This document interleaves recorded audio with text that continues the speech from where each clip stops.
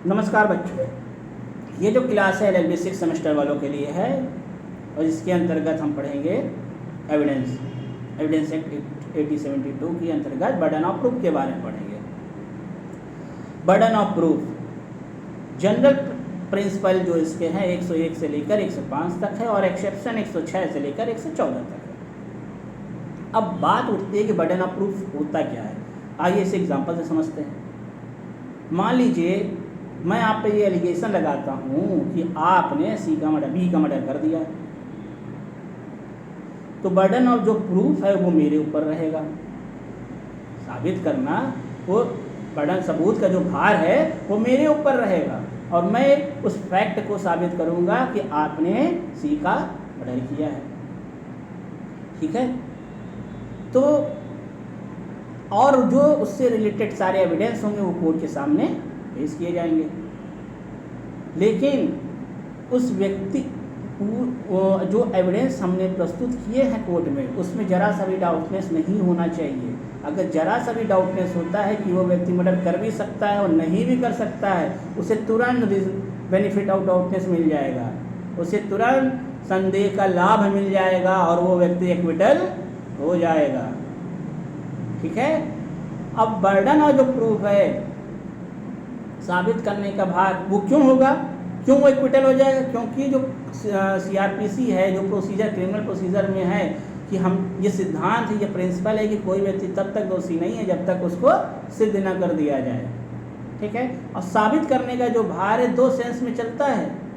इस एक्ट में साबित करने के बाद दो अर्थों में है। पहला सेंस में है कि वाद को स्थापित करने का भार, और दूसरा जो एविडेंस है उसे प्रोड्यूस करना। दो अर्थों में है। अगर आप कोर्ट से ये चाहते हैं कि कोर्ट आपकी बातों पर विश्वास करे और किसी व्यक्ति को दोषी सिद्ध करे, तो आपको उस फैक्ट को सिद्ध करना पड़ेगा। बर्डन ऑफ प्रूफ आप पे ही रहता है और ये कभी चेंज नहीं हो सकता है। वो शुरू से लेके अंत तक आप पे ही ये रहेगा। लेकिन साबित करने का भार, बर्डन ऑफ जो ओनर्स है, वो हमेशा समय पे बदलता ही रहता है। अगर जब किसी केस में किसी भी विवादित फैक्ट को साबित करना होता है तो जो साबित करने का भार होता है, बर्डन ऑफ ओनर्स होता है, वो हमेशा चेंज होता है। ठीक है, जैसे एक एग्जांपल से समझते हैं। जैसे मान लीजिए आप पर मैंने एलिगेशन लगाया कि आप बी का मर्डर किया, 5 तारीख को बी का मर्डर हुआ, जो कि आपने किया है। आप इलाहाबाद में 5 तारीख को थे। जैसे और आप कहते हैं कि मैं 5 तारीख को इलाहाबाद में नहीं था, दिल्ली में था। और जैसे आपने ये कहा कि 5 तारीख को आप इलाहाबाद में नहीं दिल्ली में था, तो बर्डन ऑफ जो ओनर्स है वो क्या होगा, वो तुरंत शिफ्ट होकर आपके पास चला जाएगा। साबित करने का जो भार है उठ के आपके पास चला जाएगा, हमारे पास से। तो आप ये सिद्ध करेंगे, कैसे सिद्ध करेंगे? आप एविडेंस देंगे, भाई मैं तो दिल्ली को यहाँ पे इस होटल में था, ये उसका बिल है, मैंने यहाँ ट्रेन सफ़र किया, ये बिल है, खाना खाया, रेस्टोरेंट में गया, उसका ये बिल है। तो आप इसके बाद इस बात से जो एविडेंस आप कोर्ट में जमा करें, इस फैक्ट को आप सिद्ध करेंगे। जैसे आपने फैक्ट ये सिद्ध किया, वैसे बर्डन ऑफ जो ओनर्स है वो तुरंत शिफ्ट होकर मेरे पास चला आएगा। मैं फिर वो CCTV कैमरा दिखाऊंगा, देखिए 5 तारीख को साहब ये यहाँ पे थे, ये रिकॉर्डिंग हुई, फला जगह पे थे, इनके घर पे आए, इनके पास गाड़ी से उतरे।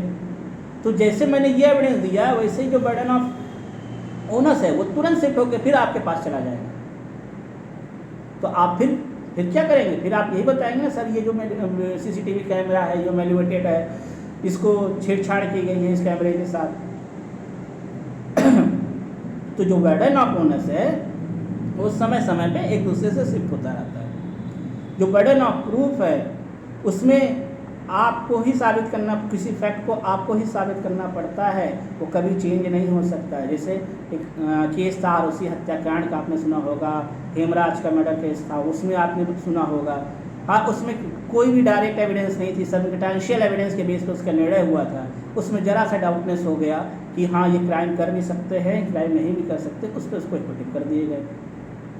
तो अगर किसी केस में किसी भी फैक्ट के बारे में आप एविडेंस दे रहे हैं, जरा सा भी अगर डाउटनेस है, तो वह एक्यूज को बेनिफिट ऑफ डाउटनेस का लाभ मिल जाता है सबूत के बारे में, बर्डन ऑफ प्रूफ के विषय में। अब बर्डन ऑफ प्रूफ और सबूत के भार में एक केस है जिसमें उसके अंतर के बारे में बताया गया। ए राघव वर्मा बनाम ए चनकंपा, AIR 1964 में।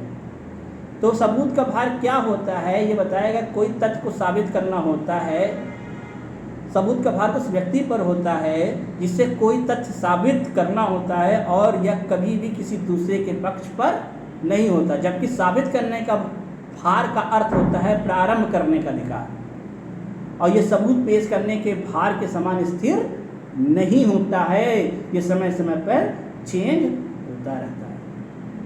अब सिविल मामलों में क्या होता है, सबूत का भार किस पे होता है? सिविल मामलों में ये सिद्धांत नहीं चलता। सिविल मामले में सिर्फ एविडेंस पलड़े पे होता है, जैसे तराजू में होता है, जिसका पलड़ा भारी उसका वो केस वो जीत जाता है। तो एविडेंस वहाँ पे डॉक्यूमेंट के बेस पे होते हैं, आपने दे दिया 51% हो गए, आप जीत गए वो केस। ये बर्डन ऑफ प्रूफ था, और ये बर्डन ऑफ ओनर्स अंतर के बारे में आपने जाना। और अगले जो वीडियो होंगे उसके अंतर्गत हम इसके अपवादों के विषय के बारे में चर्चा करेंगे। धन्यवाद।